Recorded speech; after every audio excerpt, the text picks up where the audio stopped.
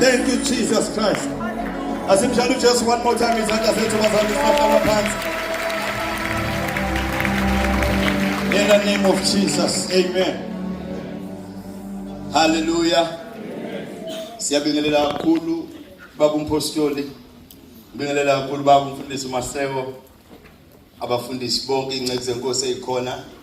Sibingelela kakhulu omama befundisi abakhona phakathi kwethu namhlanje. Omama bonke, obaba bonke abakhona, abantu abasha, osisi, nobhuti, abantwana abancane. Worship team umfundisi uGibo siphathele uhlelo ngibingelela abazalwane bonke abakhona, ushers, everyone egameni lika Jesu. Amen. Hallelujah. Hallelujah.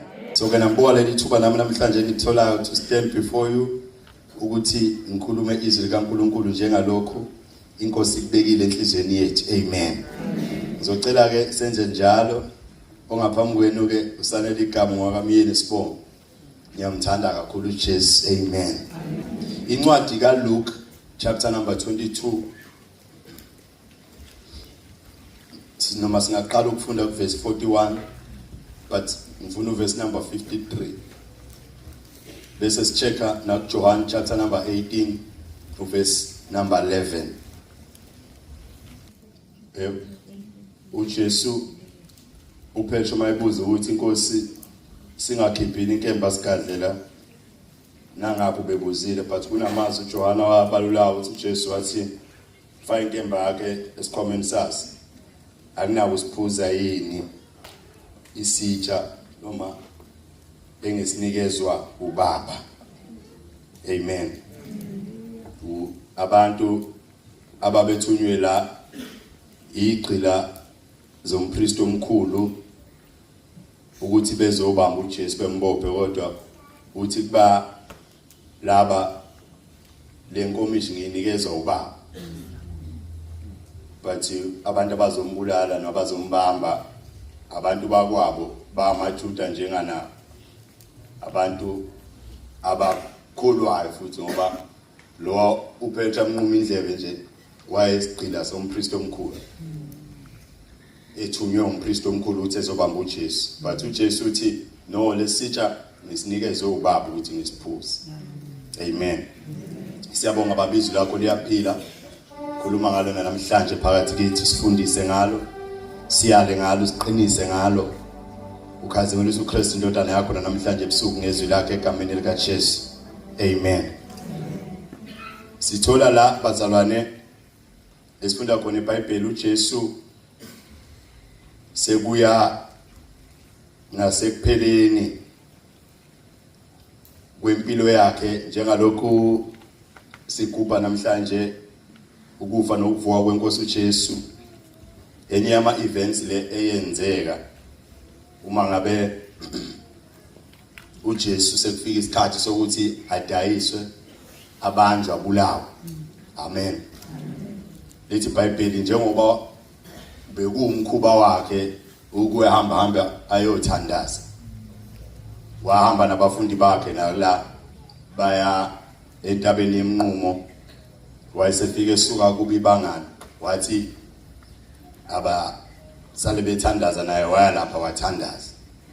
Elesingisi-ke lithi he was in agony. Wayelusizi. Amen. Ma uverse number 44 mamfekayo usho njalo esosizini olunzima ngenxa yokuthi emthandazweni wakhe njengoba bekumkhuba wakhe wakwazi ukuthola ukuthi inezokwenzeka kuye. Wakwazi ukutshela futhi nabafundi bakhe kaningi ukuthi into ezokwenzeka kimi ikanje. Wathi uyayikhuluma kwenye inkathi uPetro wathi hayi inkosi la ofa khona ngizofa khona mina. uJesu wazi ukuthi uPetro wathi wena uzompika ngakha ngisho ka3 iqhuti because into yayizokwenzeka kuJesu uNkulunkulu wamtshengisa yena ngoba waye umuntu osichitha isikhathi emthandazweni. Ukuhlala kwakhe emthandazweni kuyifellowship noJesu noNkulunkulu kwamenza ukuthi azi izinto ezizokwenzeka kuye kwi-near future. Amen. Wazi plan kaNkulunkulu ngayo noma wayazi lento eyizwa ubuhlungu bawo before yenzeke ukuthi soba buhlungu kangakanani but wazi ukuthi yinto evela kuNkulunkulu le okufanele yenzeke ukuze kufezeke icebo likaNkulunkulu. Amen. Now leli iBhayibheli ma befika ke laba ecela usize njalo uJesu he prayed akayeka wayesathandaza lapha ngoba wayeyizwa eyibona into ezokwenzeka wamcela ubaba ukuthi cela ungayiphuze inkomishi. Kwasho ukuthi inkomishi ikuyiplan ukuthi fanele ayiphuze. Wathi noma ecela kodwa ke hayi yami intando eyakhe intando. Kwasho ukuthi intando kaNkulunkulu ithi fanele ayiphuze le nkomishi. Amen. yeinhlupheko yokuhlushwa nokulinyazwa okuzokwenzeka kuye. Noma sekhulekile against lento ukuthi ingenzeki because lento ngiyacela, but kwathi uNkulunkulu nokufanele izokwenzeka. Amen. Bible kodwa ke for leyo nto izokwenzeka kuyena kwehla ingelosi ngaleso sikhathi. Yafika yamqinisa. Abuya amandla, lamandla ayizowanikezwa ile angelosi kwakuyiwona ayizomthwala throughout yonke lento ezokwenzeka. Ukuba uJesu wayengasiyo umuntu ovama ukuthandaza, ovama ukusichitha isikhathi noNkulunkulu, mhlambe le angelosi yayingeke ifike ngoba kuyiposition ayekuyona yayingamfica engekho kuyo. Kodwa ngoba isikhathi sonke wayesichitha enxuse ekhuleka uNkulunkulu, iBhayibheli lithi yehla lengelosi yamfica kuleyo position yamqinisa. Wasukuma wabuyela kubafundi bakhe ubathola ukuthi balele. There are many of us abaningi bethu okuthe usondela isikhathi senkomishi le enhlupheko batholakala benganakile, bangazi nokuthi kuza lenkomishi. Yathi mayifika bangakwazi ukusurvive ngoba istrength sokuthi bekwazi ukudlula through leyo nto bephumele ngaphesheya abasitholanga. Bebelele. Amen. Hallelujah. uJesu uthi kulapho befika bezombamba uthi awumadoda bengihlezi nani mina sonke lesikhathi tempelini ngiphansi kwenu. Angikaze nize niyenze lento. Kodwa manje ke vele sekuyi hour elesingisi lithi hour lenu ni collaborate namandla kumnyama. Hour labakwabo lamaJuda be-empowerishwe behlonyiswe ngamandla kumnyama ukuthi babe nelungelo phezulu kwenyama yakhe. Conversion nation njalo ethi I think NLT ithi isikhathi la khona amandla kumnyama eray ebusa phezulu kwabo. Ayivunyele ukuthi leli hour ni isikhathi leseningamthinta ngaso. Amen. Hallelujah. Isikhathi sokubusa kwamandla kumnyama phezulu kwempilo hayi umzalwane kaJesu. uNkulunkulu 100%. Kodwa kwanikeza igunya lamandla kumnyama ukuthi abuse phezulu kwakhe for an hour. For lo mzuzwana. Hallelujah.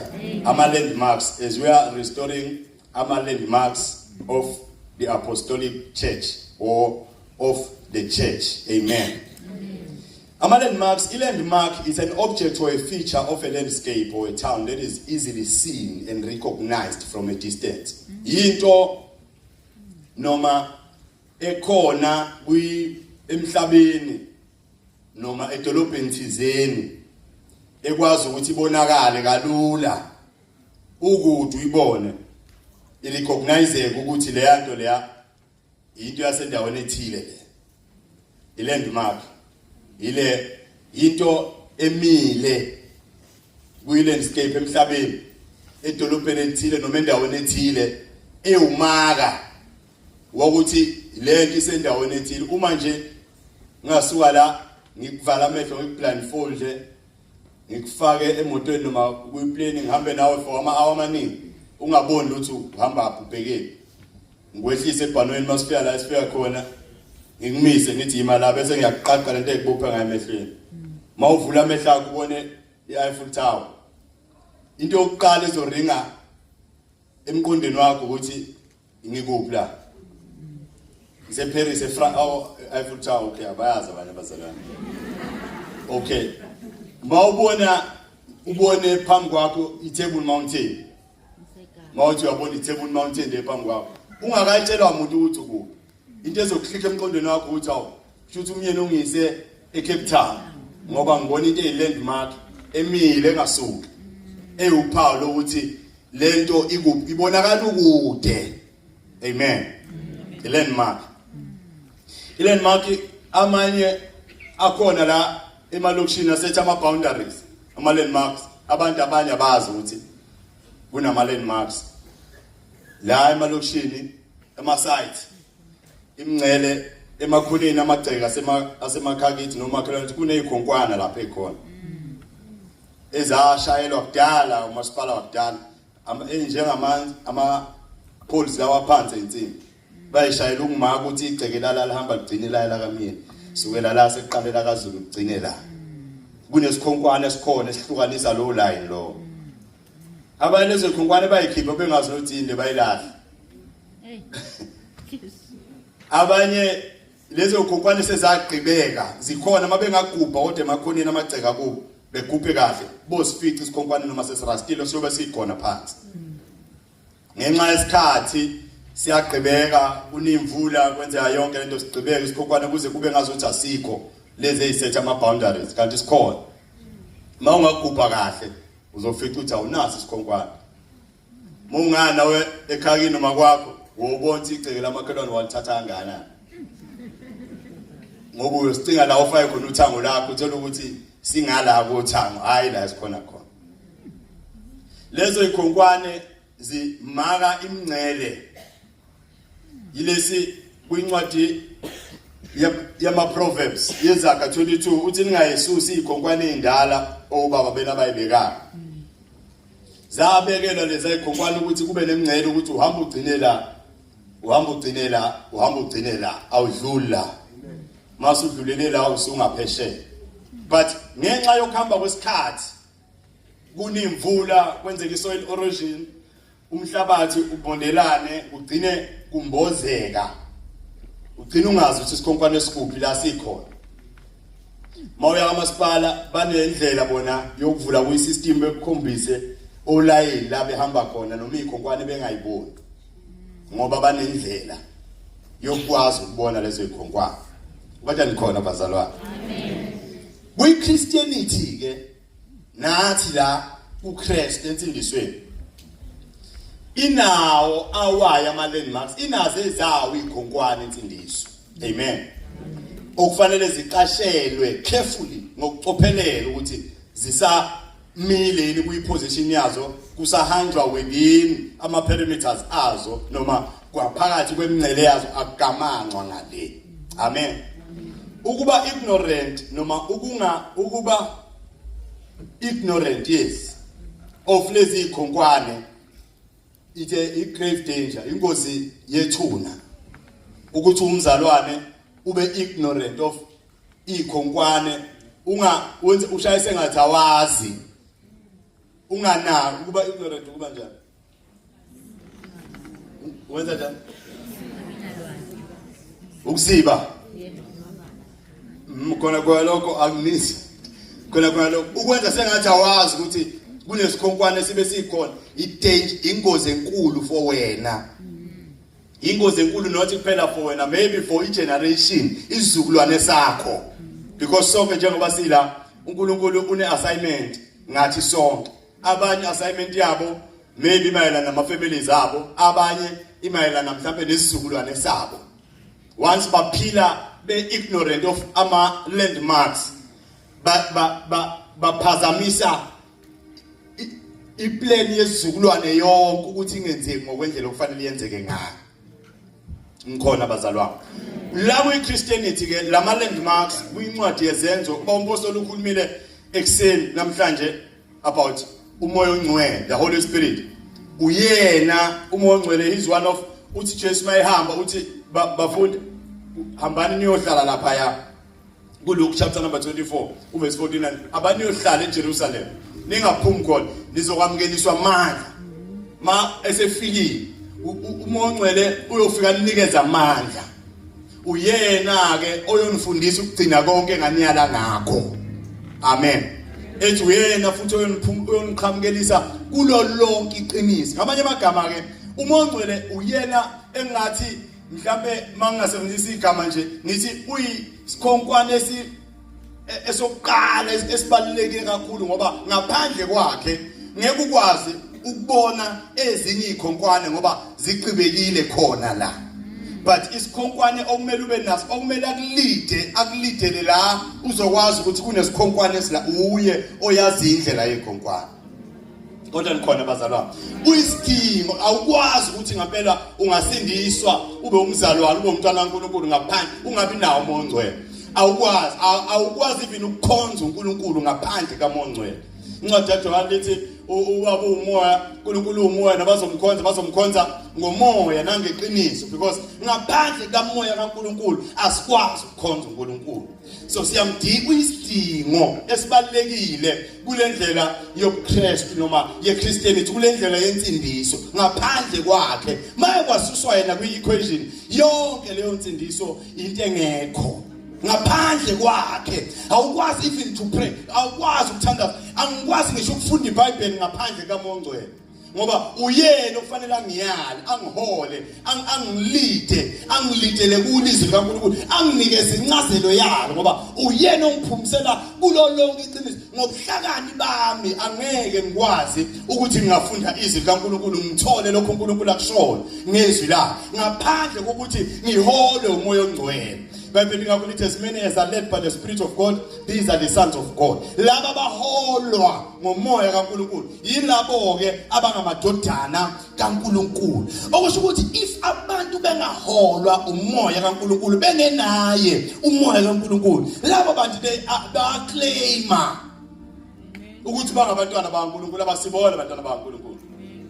uMoya oNgcwele uyena obaluleke kakhulu ukuthi ngaphandle kwakhe sinenze lutho bazalwane. Ngaphandle kwakhe asikwazi ngisho ukwenza utho kuNkulunkulu. Siyamdinga ukuze sikwazi ukuqala ijeni yethu noNkulunkulu, ukuze kube uyena, ngoba thina iBhayibheli lithi asazi nokuthi siyokhuleka sithini, kodwa umoya kaNkulunkulu uyasibubulela ngokububula ongena kuphimisela. Yena wazi izinto ezijulile zikaNkulunkulu. Uyena ositshela ngezinto esingazazi kaNkulunkulu, noma sibhibhidla bese siyathandaza sihema, but ma ekhona njengomsizi wethu, njengo-advocate wethu, ummeli wethu, uthatha lokho kema kwethu akwenze ukuthi kube yinto engcono, ngoba ubuka yena okuyisidingo nqani osingakhuleka ngokwentando kaNkulunkulu, ebese sikhulekela yena ngokwentando kaNkulunkulu, not ngeyethu intando. uMoya oNgcwele ubalulekile. Ngaphandle kwakhe ayikho into esingaqala senze. Into umuntu wokuqala nje esimdingayo, umuntu wokuqala sidinga yena. Isikhonkwane sokuqala kufanele makuthiwa ku-restore ikhonkwane, kufanele kubuyisele lesi sikhonkwane. Why ngithi ke uMoya oNgcwele uyisikhonkwane? It is because isikhonkwane ngithe uyakwazi ukusibona from afar, ukude urecognize ukuthi hayi le ndawo ile ndawo. Umuntu onoMoya oNgcwele akafihle ngeke uyifihle ukuthi unoMoya oNgcwele. Ngisungashongo lutho mawuqhamuka abantu abanomoya kaNkulunkulu, they can tell ukuthi lo muntu unomoya kaNkulunkulu. Nabangenayo umoya kaNkulunkulu bakwazi ukubona ukuthi lo uhlukile kunathi, akafani nathi. Leli Bhayibheli kulabo base-Antiochiya kwasha abantu endaweni, bathi laba bantu bangamaKristu bebuka ngoba bebenomoya kaNkulunkulu, babenzisa okaKristu. Izithelo zakhe uMoya oNgcwele ayifihleki kumuntu uma ekhona kulowo muntu. Uyayivezela yena izithelo. Uye oveza izinto nokuthi wena bewungahlosanga ukuthi kuvele, kodwa ngenxa ukuthi udominate uyena, ubuswa uye, kuthuka sekuvela okuyisithelo sakhe noma ungahlosanga. Ingakho uJesu ethi laba abaphenduka lezithelo lezibonakaliso nezimangaliso ziyobalandela, ngoba ziyobe iproof ukuthi amandla noma uMoya oNgcwele uhamba kanye nabo. Amen. Umoya oNgcwele is one of uJesu mayithi hlalani lapha ningasuka engakafiki, ningasuki ngisho kuthiwa ichorus selikhona, ngisho kuthiwa ukushumayela sekukhona, ngisho kuthiwa ukwenzani ukunikela sekukhona, kodwa uma ingakafiki uye engakafiki phezulu uthi ningaphuma eJerusalem. Hlalani khona, uma nihlezi kahle uyofika wonifika nimlindi. Lithi iBhayibheli abapostoli babehlezi ngempela sekugcwalisiwe usuku lomkhosi wePentecost, kwezwakala like a mighty rushing wind, umoya kaNkulunkulu wehlela phezu kwabo, bashintsha, babonakala ngehlonti zamalangaba emakhanda abo, bengashongo lutho, kwangathi badakiwe, kanti sekufike umoya kaNkulunkulu ngaphezu kwempilo zabo. Abafihlekanga bathi abanye badakile, bathi uPetro no asidakwanga bantu, sesekuseni ukuthi ngabe sesidakile, kodwa lokhu kugcwaliseka isiprofethi uJoel akhuluma ngaso. Lo moya owathiwa uyokwehlela phezulu usewufikile, sefikile uphezu kwethu, uye yiso leso siprofethi lesi. Hallelujah. Lilibhebhela abapostoli baqhubeka washumayela uPetro, abantu bahlabeka enhlizweni zabo, kwaphenduka abantu abaningi bangezwa ebandleni. Nasi ke ezinye ikhonkwane evela kuyo leyo chapter, akusizo kuphela lezi engizoyibala, ngokusiza uNkulunkulu ilezi engizokhuluma ngazo, futhi mhlawumbe bese ngithatha esisodwa ngizokuvezela lezi ezimbalwa. Uma uqhubeka wehla naleyo verse ku verse number 43, lilibhebhela baqinisela njalo. Incwadi yezenzo chapter number 2 uverse 42 lithi baqinisela njalo. Baqinisela, lokho ukuthi baqinisela awukwazi uqinisela into imnandi. Yonke into okuthi uqinisela kuyona yingoba shuthi isuke kukhona la enzima khona enyameni noma ebuhlungu khona enyameni yakho, kodwa ngenxa ukuthi uyimisela ukuyeka. Bhebhela baqinisela njalo esifundisweni sabapostoli. That is enye yama landmarks ebandleni likaNkulunkulu that must be restored. Lithi iBhayibheli baqinisela njalo ehlanganyeleni kwi-fellowship. Uma ungumntwana kaNkulunkulu, uma usindisiwe ukholwa, uma ulandela uKristu uJesu, uthathe sakhe isiphambano wavuma ukumlandela, daily kufanele kube nayo fellowship oba nayo nabantwana bakaNkulunkulu njengebandla likaNkulunkulu. Isikhathi esiphila kuso siphila esikhathini la khona kunabantu abazalwane abathi bangabazalwane abangayi ngisho esontweni. They don't attend, they don't fellowship nabazalwane. Ebandleni la bekhonza khona, they don't go, they don't. Uma kuthiwa kwama-conference kanje bakhona kwi-conference, abaphuthi kwi-conference, kodwa emabhrentshini emabandleni la bekhona khona kuma-local churches, they don't attend. They don't fellowship. But ngiyakholwa nje ngiyalifunda iBhayibheli ekhaya, nami ngiyamuza uNkulunkulu ngingedwa ekhaya. Akuhambi kanjalo bazalwane. I-fellowship, ukuhlanganyela kubalekile ebandleni likaNkulunkulu. Ukuthi kube khona usuku esayimiselanga. iBhayibheli uPaul babehamba noSila beyohlangana lapha emakethe, babevumelene nabazalwane bangaleso sikhathi ukuthi siyohlangana la ngalesi sikhathi sokhuleka. I-fellowship nabanye abazalwane, it is very much important. Angikhulumi nge-fellowship nabazalwane mhlambe ongakhonzi nayo ayikho yimbi, inhle, kodwa ikakhulukazi kulaba bakwenu. Awukwazi ukuthi wena ungawumuntu ofellowshipayo njalo uyafellowshipa nabanye abazalwane, but la kwenu ela okho kwi-branch noma kwi-local church yakho awaziwa nokuthi ukhona. This is not right. Baqinisela esihlanganyeleni, baqinisela iBhayibheli bahlephula isinkwa emzini walowo nalowo, basidla ngokujabula and with the simplicity of heart. Badla isinkwa sabo with gladness. Name inhliziyo esibawa abantu abasimpula babantu. Babe abantu abasimpula, abantu abacomplicated. Esinye seyikhonkwana ukube umzalwane to share ube simpuli. Bazalwane banamhlanje bazalwane awazi ukuthi uyangenisa umfula noma uyenza njalo. Ufuna ukuze lo muntu lo uyambotha. They are not simple. Abazalwane bathenza ngathi noma ngathi bathenze noma banenkinga noma banjani. Abekho simple. Ngisho ufuna ukuletha isandla awazi noma uletha isandla noma usibuyisele emuva usanibona awazi, don't know, because i-facial expression yakhe lo muntu towards wena ikhomba ukuthi kunenkinga la. Kwaseceleni kwakho awunjani uyavuma ukwenza. This one akekho simple. iBhayibheli lithi abapostoli bathi mabekhuluma chapter number 4 wezenzo, abantu babuka labantu ngoba simple phela. Abantu abangafundile laba, abantu abangatrainiwe laba, iBhayibheli bamangala base bekhumbula ukuthi hayi labantu ekade behlezi noJesu. Singabantu kumele sibe simple, sikwazi ukuba accessible. Ibandla likaNkulunkulu alisiba abantu bazalwane aba difficult ukuthi baqonde ukuthi ungamnika advice noma ukumnika advice. Amen. Ungakhuluma naye ungamkhuza noma ukumkhuza lo mzalwane.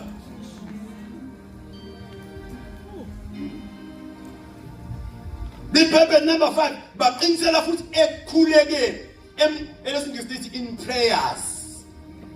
Lithi in prayers elezilangani malithi emikhulekweni noma ekukhulekeni.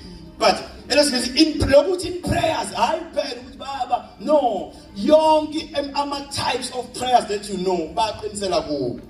Maybe intercession i-type yomkhuleko baqinisela kuwo. Maybe supplication baqinisela kuko.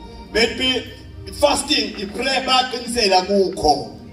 Imkhuleko yokubonga, thanksgiving baqinisela emkhulekweni. Amanye ama-landmarks that we must restore in the church. But ngizothatha just one, le yesifundiso sabapostoli. Kwi-apostles doctrine baqinisele esifundisweni sabapostoli. Hallelujah. Incwadi yabaseKorinte bokuqala uchapter number 3 verse number 10. Uthi umpostoli uPaul ngokomusa uNkulunkulu engiyona by according to the grace which was given to me, engiyona njengenyanga ehlakaniphile uthi ngabeka isesekelo. Uthi ke omunye uyakha phezukwaso. Mayisethi ke lowo owakhayo phezulu sakaqaphela ukuthi wakha kanjani. Hallelujah. Bese for abeko, for no other foundation can anyone lay than that which is laid. Ayikho enye foundation, asikho esinye isesekelo esingabekwa okudlula leso esesibekiwe already, esinguKristu Jesu. Okusho ukuthi lento isitshela ukuthi ke manje isifundiso lesi sabapostoli ababesifundisa besipractice futhi babesithathela kuKristu Jesu. Si originator noma emanate sivela injula yaso i-origin yaso ivela empilweni eyaphilwa uJesu Kristu ehamba la emhlabeni. Babuka uJesu ukuthi uphila kanjani, base bethatha leyo kuphila kwakhe kwayikhona abafundisa abantu. Uzethu umpostoli uPaul mawukhuluma indawo uthi ngilingiseni mina njengalokhu mina ngilingisa uKristu, uthi ngilingiseni mina njengalokhu mina ngilingisa uKristu. Isifundiso sabapostoli ke futhi abafundisi into eyisuke ekhanda la, kodwa bafundisa into ababuka impilo kaJesu. Base leyo mpilo kaJesu beyithatha nabo bayipractice, bambuza kokuyi bathi sifundise nathi ukuthi sikhuleka kanjani. Wabatshela bafunda itheory, kwangaba itheory kuphela, kodwa bakupracticalize lokho abakufundile, bakufaka into action. Bazalwane, lokho abakufundile baphinde bakwenze, ngoba isifundiso sabapostoli sinjalo, akusiyo kuphela itheory. Lokho okufundile kwi-theory kwenzeke, put it into practice. Ingakho uJames ethi mani ngabe ngabalizwayo kuphela izwi likaNkulunkulu, ethi kodwa yibani ngabalenzayo. Mawusuzwile lokho okuzwile kwenze. NoJesu uyasho uthi azwa lamazwi awenze. Ufana nendoda ehlakaniphile, ukwezwa amazwi, wazi itheory yakhona, wazi amavesi, wazi lokho nalokho, kodwa ungakuphuthi into practice empilweni yakho, kuyi-pointless. Akusiso leso sifundiso sabapostoli. Umpostoli uPaul uthi niyazi ukuthi asizanga kuphela ngamazwi uma siletha leli vangeli, kodwa seza nangamandla. Leza ngamazwi, kodwa kulawo mazwi kwaphinde kwabonakaliswa amandla alo, ngoba sasiphila lokho esikukhuluma, asikukhulumanga kuphela lokho esikushoyo yikhona esikwenzayo. Uzethi kwenye indawo ngiyazi ukuthi nina bengithunga amatende, kodwa futhi ngithatha lokho nginikeze nina ukuthi nihlale kahle. Athi mayikhuluma nje wathi ngiyazi ukuba phansi, ngiyakwazi nokuba phezulu, ethi ngiyakwazi nokulamba nokuswela, ngiyakwazi, ethi kukho konke into zonke ngifundisiwe, nginamandla okwenza konke ngaye ongiqinisayo, which is uKristu Jesu. Isifundiso sabapostoli, bazalwane, ukufunda ngaye uKristu ebese uyenza njengalokhu ufundile ngaye. Lokho akwenzayo ubuka impilo yakhe ukuthi waphila kanjani yena, kwenzekani kuyena. Konke kwaku-good for yena, it is good for me also. Konke kwenzeka kuye kufanele nami kwenzeke kimi. Uma kwenzeka kuye kungenzeki kimi, kusho ukuthi sengijambe isikhonkwane esithile, kufanele ngibuye nganeno nizodlalela kuma-boundaries amisiweyo. Lokho kwenzeka kuye akwenzeke nakimi. Hallelujah. Impilo kaKristu Jesu, we have to imitate uKristu.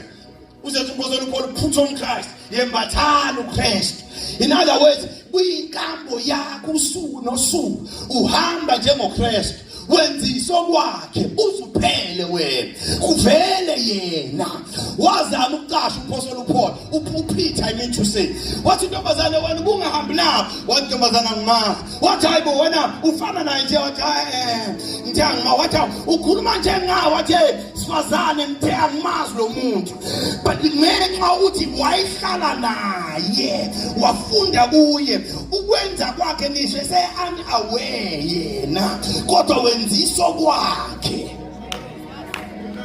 yilokho kufanele sifinyelele kukho bazalwa isifundiso sabapostoli kufanele sibuke impilo kaJesu ukuthi wenza kanjani yena waphila kanjani yena masibuyela kuJesu Kristu ke sesiya manje ekucheckeni ukuthi uhambe kanjani uphile kanjani uJohane uthi mayemveza chapter number 1 umveza njengezwe lalikhona wasekuqaleni uthi ekuqaleni wayekhona ulizwi ethi ulizwi wena uNkulunkulu futhi ulizwi wena uNkulunkulu ethi lo lizwi wayekhona ngaqaleni yonke into eyenziwa yenzelwa through yena yenziwa kuye yenzelwa kuyena akukho kwenziwa ngaphandle kwakhe mayisethi kuye kwakukhona ukuphila ethi lokho kuphila kwaba futhi ngokukhanya umveza manje ngulizwi emveze futhi enokuphila amveze futhi enokukhanya ukuthi lo Kristu Jesu okufanele simi-imitate ulizo wayekhona before wena ube khona ulizo wayekhona before even awukhokho bokhokho bakho babe khona ulizo wayekhona before even umhlaba lo ophila kuwo ube khona kwavela umhlaba ngaye ngaphandle kwakho umhlaba ubangabikho kwakungenxa yakhe ukuthi umhlaba wenziwa uyabona ukuthi kufanele uimitate umuntu omdala kuneyinsuku ingakho sithi mdala kuneyinsuku ngoba before even insuku zibekhona wayesekhona yena wayesekhona ephila engadinge umuntu ukuthi aphile ephila ngamandla akhe enamandla futhi engashoti ndawo ngaye lo lizwi umhlaba wabakhona siyakholwa ke ngokukholwa siyaqonda ukuthi umhlaba wamiswa ngezwi usho njalo phela incwadi yamaHebheru uthi siyakholwa ukuthi ngokukholwa umhlaba wasekelwa ngezwi lo lizwi akabanga ulizwi kuphela kodwa waphinde waba ukukhanya ethi lokho kukhanya lokho akubanga ukukhanya kuphela ethi waphinde waba ukuphila kwabantu is the light and the life of man. Bayibheli wayesemhlabeni kodwa umhlaba wenzelwa ngaye kodwa lo mhlaba awumazanga yena wayekhona kulo mhlaba umhlaba wenziwa ngaye kodwa semi umhlaba owenziwe ngaye waphinde wazohlala kuona wona lo mhlaba wathi asikwazi wena wamphika iBhayibheli wenza abakhe kodwa hayi abangamamkela bese sithi bonke abamamkelayo wabanikeza ilungelo lokubizwa ngokuthiwa bangabantwana bakaNkulunkulu bese sithi yena lowo owayekade khona umhlaba wangamazi lo umhlaba wamphikayo lo owaphikwa ngabakhe ethi washintsha kubeni ulizwi waba inyama wakha phakathi kwabantu wabonakala waphila phakathi kwabantu uthi leyo nyama yahlala phakathi kwethu uthi sabuka inkazimulo yakhe senze sayibona inkazimulo yakhe yabonakala inkazimulo yakhe kuwo lo mhlaba esiphila kuwo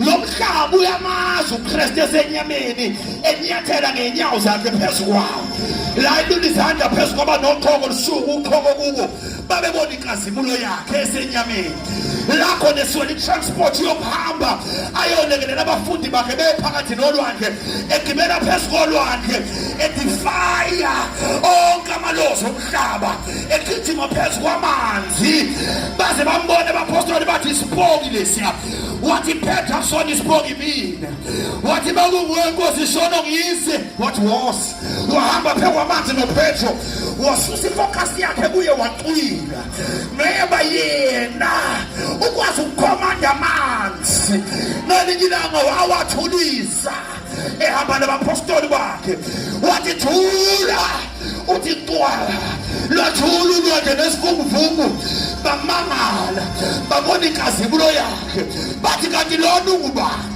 lokhu nolwandle nomoya kuyamlalela. Umelalelo ulwandle nomoya kuyilo kwakuphambi kwakho.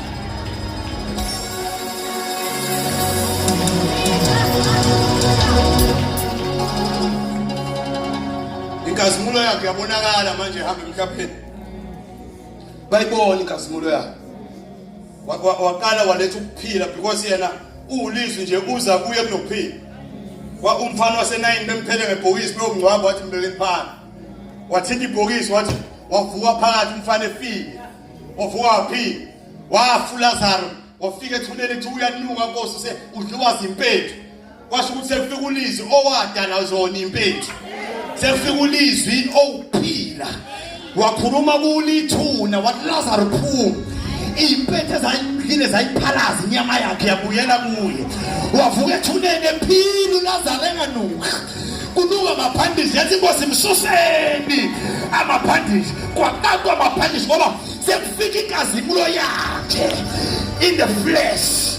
Kwahlala indoda for 38 years ingazi yothatha ihlanganise nani yafika inkosi yamakhosi. Kwafika ukuphila kuhamba. Wathi wendoda uyathanda ukuphila. Wathi ngishoda ngomuntu lophuma ulizwi. Wathi busukuma manje thatha ukuhlakala kuhambe.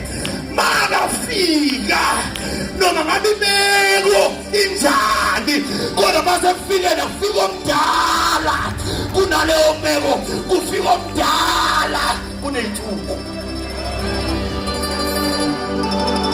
omdala mnethu emitha ukukhanya kwakhe manje. Hallelujah. Wahamba ekhafula ukukhanya kwakhe ezweni elimnyama. Mayifike ehambe emhlabeni wayehambe emitha ukukhanya kwakhe ezweni la umnyama khona. Ithi iBhayibheli kwakhanya ukukhanya ebumnyameni. Ubumnyama kwahluleka ukugcina ukucomprehenda bahluleka ukwenza njalo ngesizulu lithi ngesingisi lithi the light shone in and darkness could not comprehend it. Kwahluleka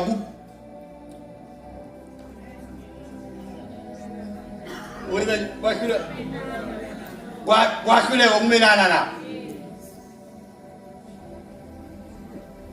ukukhanya kwakhe ehamba nje ekhipha ukukhanya kwakhe. Ey'meni ezimnyama la akhambe khona kuphuma ukhanya.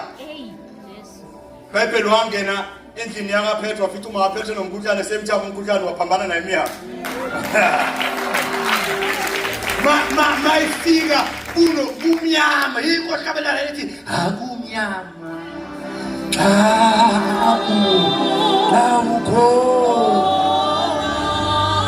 akumnyama mayisefikile ngoba yena ukukhanya qobo lwakhe. Mayifike ulizwi ufika lethu ukukhanya kuloko ukukhanya kube nokuphila okukhanya kwabantu. Isystem yalelizwe ayangamamkele yabona manje ukuthi ngoba le system yala emhlabeni isebenza ngobumnyama. Irejoice ebumnyameni. Izinto zezo zichuma kahle ebumnyameni. Izinto zezo zichuma kahle la khona kufiwe khona. Yila ubumnyama namadimoni kuthokoza khona. Makukhona ukufa nobumnyama kuyajabula. Kodwa manje lo owamenyezela uJohane wathi uYesu uzayo engafanele nokuthulula umchilo wezicathulo zakhe. Wathi mayifika kwasho ukuthi ulethe ukukhanya uzophambana neorder yalelizwe. Baqala bamlungisa bamelana naye. Ile system yala emhlabeni yamelana naye. iBhayibheli bazama ukumbamba bathi bayambamba befuna ukumphushela eweni. Mawufunda incwadi kaLuka lithi iBhayibheli wangena phakathi kwabo wanyamalala phakathi kwabo esixukwini sabo bangamazi ukuthi ushona. Bathi bazama ukumbamba befuna ukumbulala ukumshaya kwincwadi kaJohane. Lithi iBhayibheli wavele wanyamalala ezandleni zabo because ihora lokuthi kunikeze ubumnyama ilungelo phezu kwakhe lalingakafiki. Malingakafiki ihora lobumnyama ukuthi bube namandla phezu kwakho. Akukho bukho obumnyama obungenzeka kuwe uma kungakabi isikhathi sokuthi uphuze kuleyo nkomishi yenhlupheko. Akho nhlupheko zadlalela kuwe noma abathakathi bengathanda noma abantu bengafisa ukuthi uhlushwe, kodwa makungakabi i-hour yokuhlushwa kwakho awukwazi ukuthi ungaphazanyiswa. Wena okwakho umele umethembe uNkulunkulu kuye. Trust your God. Manga akunikeze inkomishi yenhlupheko, akukho nhlupheko ezokuthola. Kodwa futhi manje sekunika yena akukho mthandazo ongayihlehlisi. Manje senikeze go ahead yena. Bayibheli kwaba nomhlangano ezulwini kwabonakala uLucifer efika uSathane phakathi ezulwini. Wathi uphumaphi uNkulunkulu uphumaphi wathi ngivele kuzula ezulwini emhlaba wathi umqaphela uJobe la wabathi. Wathi kuphela umbiyele wathi nginika yena uma unganginika yena nje mina hayi. Wathi thinta yonke ungamthinti kodwa umoya wakhe. Kwavunyelwa i-hour lehlupheko phezukwa. Isho ngazile ukudla 10 days 40 days makuyi-hour lehlupheko phezukwakho. I-problem ukuthi ungaqondi ukuthi i-hour lehlupheko kufanele kwenzeke ngoba ni-imitator uKristu Jesu. uJesu lilibabeli he knew ukuthi kune-hour elizayo. Wayelokhu behamba njalo nabafundi bakade bebatshela ukuthi indodana yomuntu izokhashela la esiyakhona. Okwesithathu wabatshela sebefika khona. Libhayibheli wayesetha sihambe segezi baya entabeni yenqumo. Yilapho nafika cela khona ukuthi baba lento ingenzeki. Wathi ingenzeki lesitsha sidlule. Libhayibheli mayicela wathiwa kodwa ayami intando kwenzeke yakhe intando. Inkosi yavuma ukuthi yenzeke intando kaNkulunkulu. Wamele ukuthi ayiphuze aphuze yona lenkomishi yenhlupheko ayinikezwa uNkulunkulu. Kumele umethembe uNkulunkulu kuleso sikhathi ukuthi noma amandla bumnyama nabantu bebusa phezu kwempilo yakho ngaleso sikhathi uwazi ukuthi kodwa uNkulunkulu ungaphezulu konke. Abantu abaziyo ukuthi inkomishi evela kuye le abakhathazeki abakhali njengabantu abangenalo ithemba. Imistake enkulu eyenziwe ngabantu makufika lo msusu uzama ukwenza ama-means ukuthi bethathe ama-shortcuts okuphuma kulento. Kanti la senza ama-mistakes khona ungazama ukuthatha ama-shortcuts okuphuma kuleli hour lenhlupheko. Kanti inhlupheko zinezinye zama-landmarks. Enye yama-landmarks ey'mpilweni zabazalwane noma ze-Christendom ekuzameni ukuphuma kwethu siphazamisa implani uNkulunkulu abeseyihlelile ukuthi izohamba kanje. Once wafuna ukuphuma before time wena sewudlibhize yonke implan kaNkulunkulu. uPetro wazama ukukhipha inkembe defend uJesu. uPetro waba namandla okunqoba amasosha ayizowathi ezobamba uJesu. Ngabe uJesu akayanga siphambaneni. Ukuba uJesu akayanga siphambaneni ngabe uhlelo lokuhlenga kwethu sonke aliphumelelanga. Kuleso sikhathi ufuna ukuthi unikele konke enkosini ukuthi wena Nkosi uyazi. Kuba selfish ukuthi makufika isikhathi se-hour lenhlupho wena uyicabangele wena wedwa. Kuba selfish.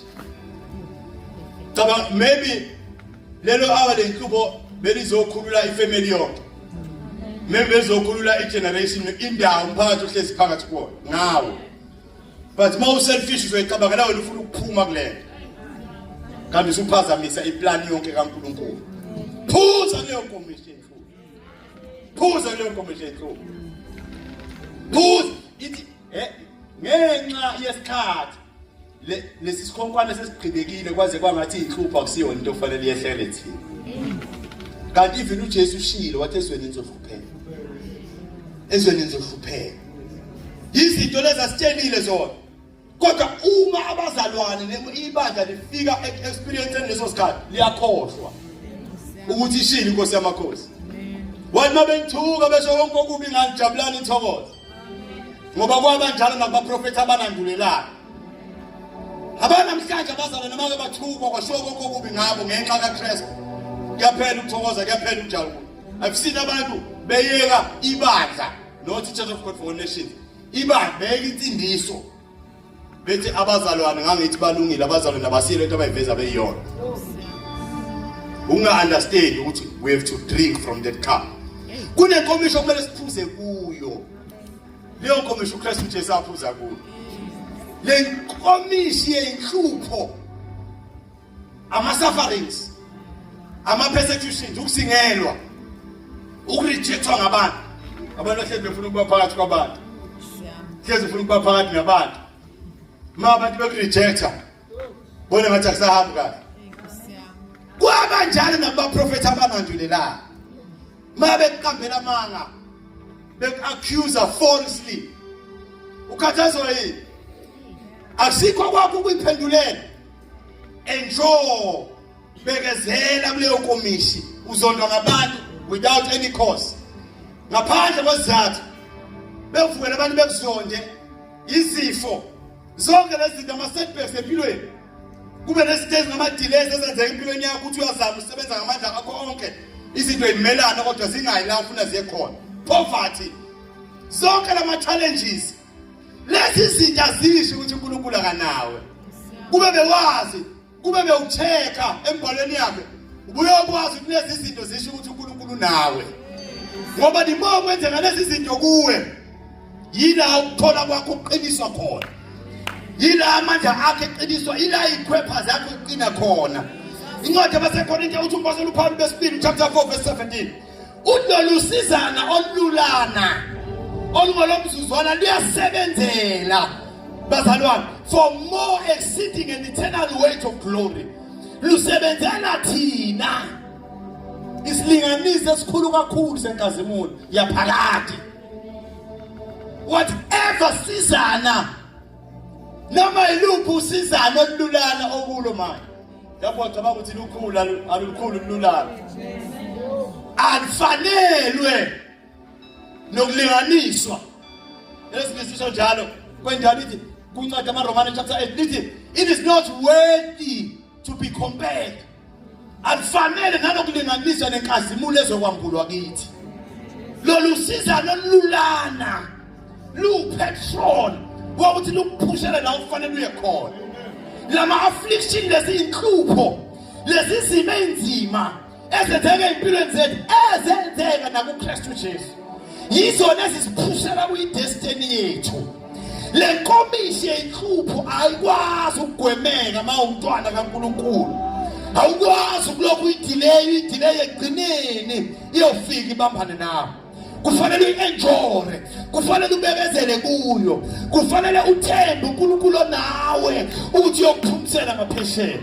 But ukuzukwazi ukudlula ufinye ngaphesheya, kufanele ube umuntu ohlalayo naye ukuze kwazi ukuthumela ingelosi zakhe ukuba zehle ziqinise zikupha amandla. Namhlanje ngishumela ebusuku lapha phakathi kwethu kunabantu who are going through so many things abadlule imeni abaphuziswa lenkomishi. Lenkomishi yama afflictions, lenkomishi yenhlupho. Abanye baze baphimisela ukuthi inkosi inglahlile. Akakulahlanga uNkulunkulu ukuthi awazi ukuthi ukuthanda kangakanani. Konke lokho kwenzekalayo kwenzeka ngoba kukhona inkazimulo okufanele yambulwe kuwe. Uthi mayibhala umpostoli uPaul ethi ngiyaqonda ukuthi lezi inhlupho zesikhathi samanje ayinakulinganiswa nenkazimulo ezokwambulwa kithi. Mayikhuluma nebandla lalapha enqoleni labaseFilipi uthi ukuze ngimazi yena. Abantu bonke bafuna ukumazi uNkulunkulu kodwa bafuna ukumazi emandleni kuphela. Akuhambi kanjalo. Kuze simazi kufanele simazi yena namandla okuvuka kwakhe. Mayisethi ngimfuze nenhlupho zakhe, ngimfuze nenhlupheko zakhe, lokho ahlushwa ngakho yena. Isiphambana sithwalayo esakhe nami nesami kumele ngisithwale. Akekho ozokuthwalela nawe esakho, unesakho kumele usithwale ukuze umfuze yena. Ushilo uJesu wathi umuntu ofuna ukuzenza kwami akayithele athathe esakhe isiphambano daily akulandele. Lowo okulandelayo ethwele esakhe isiphambano umvuzo wakhe ukhona. noma ngabe kuthiwa kunzima kangakanani, noma ngabe kuthiwa kupainful kangakanani, noma ngabe kuthiwa kubuhlungu kangakanani enyameni nasemoyeni, kodwa siyazi thina ukuthi lolu sizana olulana luyasebenzela isilinganiso esikhulu kakhulu senkazimulo yaphakade. Kunenkazimulo yaphakade esebenzelwa lolu sizana edlula kulo manje. Umuntu esekhala ejuluka ithuthuku zegazi wayelusizi, kodwa lolo sizi abanga usizi lakho naphakade, bambamba baphinde baedolula usizi kuye, wahlushwa mo wabethelwa wafa. Ngosuku lesithathu wavuka ethuneni, noma ngawu 3 days, noma ngawu 3 months, kodwa ihora lenhlupho kithi, noma ngayinyaka, kodwa ihora lenhlupho kithi. Siyazi ukuthi lelo hora sekufika isikhathi sokuthi lidlule. Leli hora silone laphakade, kodwa ihora temporary okufanele ubekezele throughout leyo process. Usingaze sikhale makuyileli hora. Abhala amahube ethi weeping may endure for the night, but joy comes in the morning. I don't know ukuthi bangaka bakhala namhlanje, kodwa ngizomemezela ukuthi joy comes in the morning. Intokozo yeze ekuseni, ihora lokuhlushwa kwakho liyaphela. uJesu inkosi yamakhosi laphela ihora lokuhlushwa kwakho. Lilibhayibheli yafa, ithe mayivuka yavuka emandleni, wathi kunikeziwe igunya namandla onke emhlabeni nasemazulwini. Wayesethi kwabakhe, lamandla ngiyanikeza wona, hambani nenze abantu abafundi bami. Wayesethi nawanike lokho engikwenzayo niyokwenza kwabanye. Makufika kwabanye abangenamandla, niyobuyisa ithemba elisha, niyobuyisa amandla amasha nelungelo elisegameni likaJesu uKristu waseNazaretha. Noma ngathi uphuza kule nkomisi manje, kunenkazimulo ebulwayo kuwe. Noma ngabuhlungu manje, okumele ukwazi ukuthi unawe.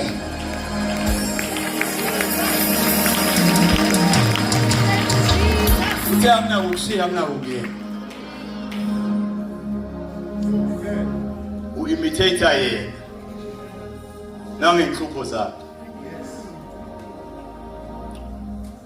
Into yenza ungadluli kulezo nhlupho ingenxa yokuthi awu-understand ukuthi zenzeke empilweni yakho ukuze ufunde ukuthi uNkulunkulu ungubani.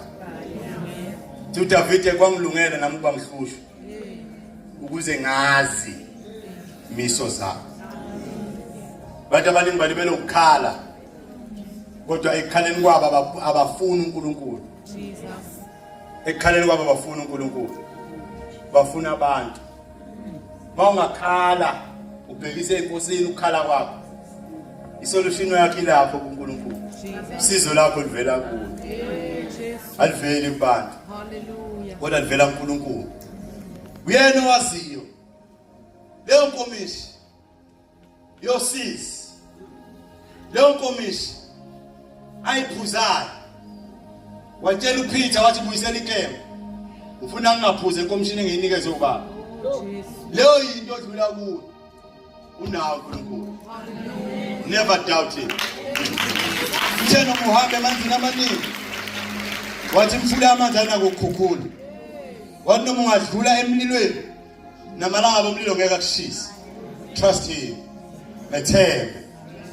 Noma ungavukelwa abantu bonke bekushiye bonke abantu usale wena, themba yena onawe. Eyedwa is enough. Wanele okudlula bonke abantu. Yena yedwa is enough. Uyena umdingayo to see you through kule isho odlula kuyona. Baningi yazi bese kuyi conference bafuna ukuphuma ezintweni. Into inkosi esinike yona ukuthi uzoqiniswa ukuthi kuleyo into ukwazi ukuphumela ngaphesheya ngesikhathi esifaneleyo. Isikhathi sikaNkulunkulu is the best.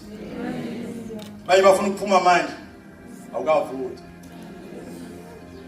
Kodwa uzonikezwa amandla okubekezela.